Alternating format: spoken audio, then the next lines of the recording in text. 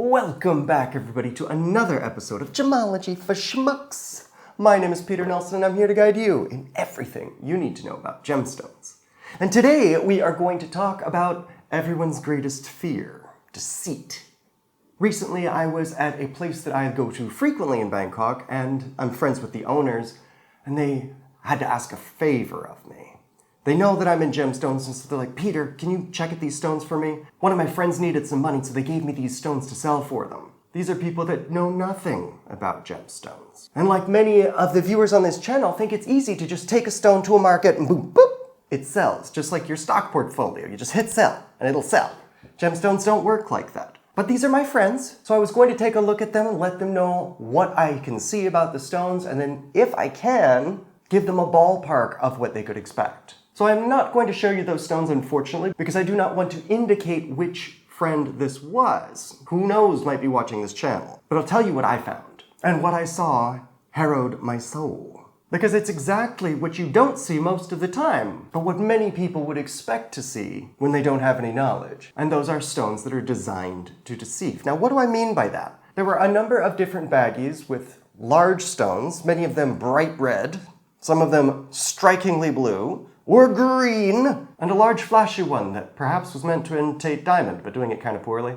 But after taking a look with my microscope in different lighting conditions, even without having to do the full range of tests on most of them, it became very quickly clear to me that these were synthetic sapphires and synthetic rubies, and dyed something or other. Am I going to go and do an RI test on something that I can clearly see has dyeing marks? No. Wasted my time. The perhaps simulant diamond may have been glass for all I know. I just know it was cut and didn't have the other features or RI of natural stones that I know. So am I going to waste time on something that's probably meant to deceive you? No.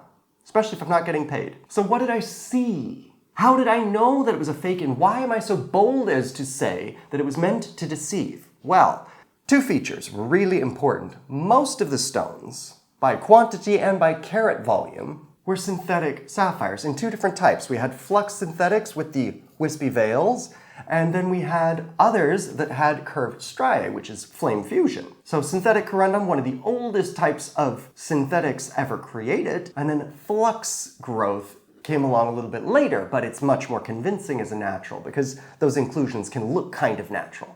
Now, the reason I said that it's meant to deceive is because not only were they synthetic stones, I mean, you can buy synthetic stones if you want, but why on earth would you take synthetic stones and then quench crackle them? Quench crackling is a process where you heat the stone up and then suddenly cool it down, causing it to crack. And those cracks can be consistent with what you would find in some earth-mined stones, but on the cheaper end. So for somebody who's just trying to get some fast money, it looks like you're giving them a good deal. You got big stones, great color, probably some natural inclusions, I don't know, and they can give you some money. So unfortunately, I had to be the bearer of bad news for my friends, and they were asking me, how much can I sell them for? How much are these stones? They weren't asking me to sell them. They wanted to sell them, help their friend out. Of course their friend's not trying to lie to them, probably. And so my answer had to be that these are not natural stones. And so they said, so I can't sell them? And I said, well, you can sell them, but it's not going to be easy. And these stones look like they're made to deceive people. So the chances of you selling them and not harming your reputation will be quite difficult. Everything's a product, everything can be sold if it's properly declared. But if you don't know what you're talking about and you try and present those stones to anybody, doesn't matter what your asking price is, if they know what they're looking at, when they look up from that loop, they're going to give you some side-eye. So, if you want to be sure what gemstones you're getting, you can head over to gemshepherd.com where you can contact me directly and join our mailing list. I offer exclusive gems and gemstones, and sometimes just thoughts that aren't offered to the general YouTube public. For the rest of you, you're welcome to hit like and subscribe. Leave me a comment down below. And until next time, bye-bye.